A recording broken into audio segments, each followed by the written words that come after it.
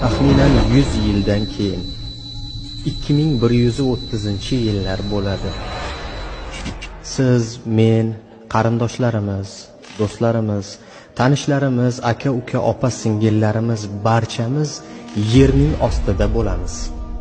Boradigan so'nggi manzilimiz ochiq, oydin, kundek ravshan bo'ladi.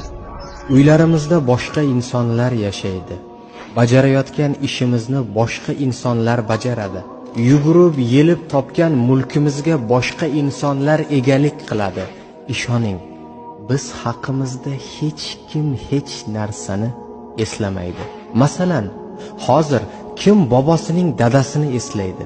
Qaysi birimiz eslaymiz? Biz ham shunday bo'lamiz.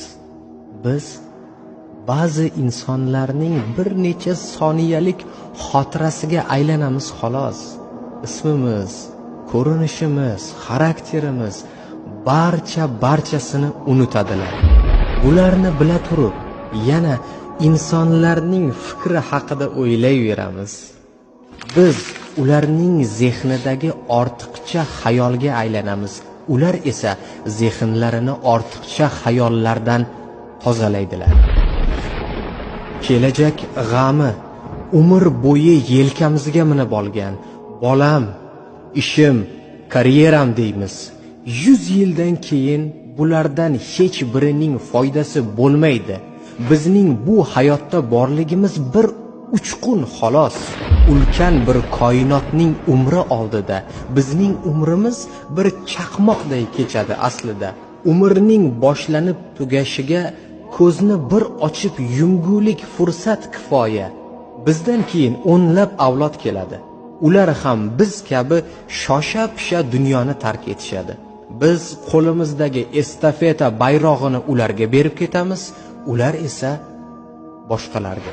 Afsuski, ular ham o'ylagan orzu va umidlarining 4dan biriga ham yetisha olishmaydi. Shunday ekan, bu dunyodagi o'z hajmimizni, o'lchamimizni va haddimizni, bu koinotdagi haqiqiy o'rnimizni bilib olganimiz yaxshi.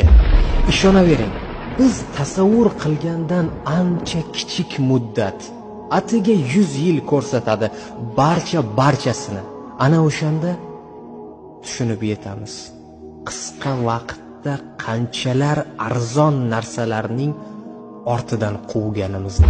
Ana o'shanda orzularimiz puch ekanini, hech vaqoga arzimasligini, xoyu havaslarimiz bor yo'g'i bir o'yin ekan